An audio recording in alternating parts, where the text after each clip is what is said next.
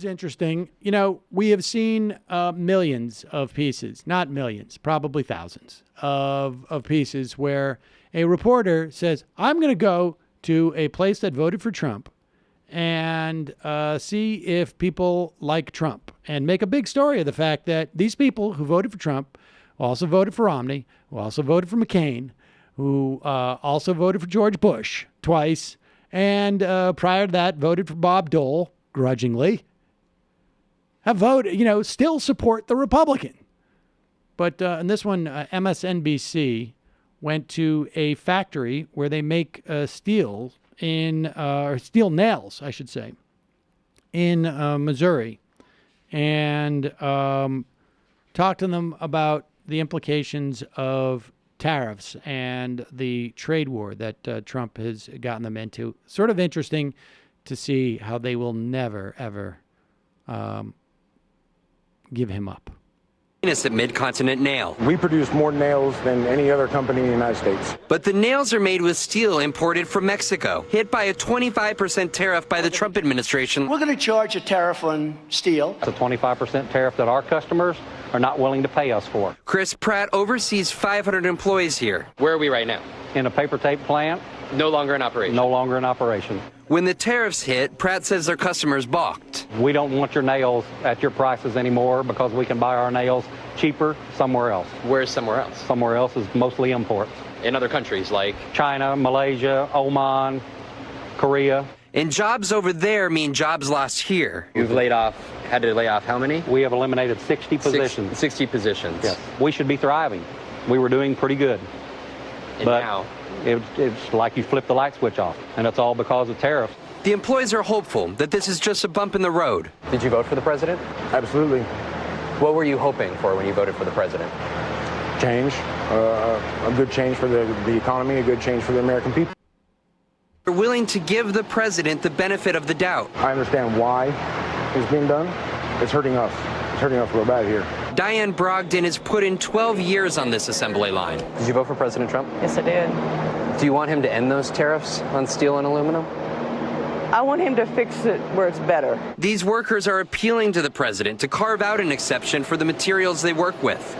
I understand why he's doing it, but he's just going to have to stop and think. When he's making America better, he's kind of hurting some of it too. Sometimes you got to think about the bigger picture. You can't just be narrowly focused on your own small place in the story. Yeah, maybe you should stop and think. Yeah, maybe you should think about yourself instead of being so greedy for your little nail-making job. Think about the bigger picture. There's people out here sacrificing. There is almost unanimity, as far as I can tell, that by people who are impacted in either way, even like the steel maker unions. You wonder, like, they couldn't get one unions. guy to be like, yeah, I didn't vote for Trump. All these people are fucking insane. And Well, I was exactly. trying to tell them that the entire Right. time. But Right. That would be, yeah. Yeah. That didn't fit There's the nobody storyboard. there. They couldn't find that guy. It's like, yeah, I would like to register a point for the non-fucking idiot nail makers here. There are a lot of us, actually, and we didn't vote for this racist fraud. Those were the ones who were laid off. So, To take it from these segments, you would think that everyone who voted for Trump works in a nail factory, and everyone who works in a nail factory voted for Trump. I mean, true.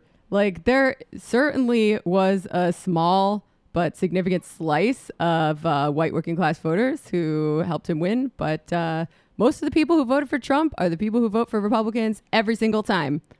Absolutely. And I would like to hear from some people who didn't vote. You know, maybe next time MSNBC should go to the Milwaukee neighborhood where the New York Times went and interviewed some black guys in a barbershop. yeah, I would be interested in a follow-up from those guys, because that was like 5 days. That was like that. If I remember, that was like in December or December of 2016.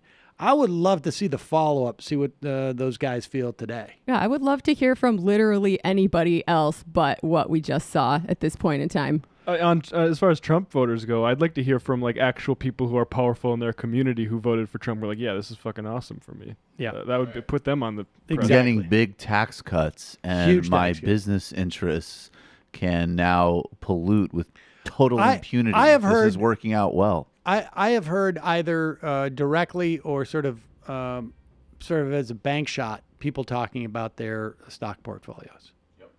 Oh, yeah. Sean just told me his pension has been doing pretty well this quarter. We just got a report because I guess the stock market is doing great for investments. Did Sean vote for Trump last time, or is it just going to be for re-elect? Yeah.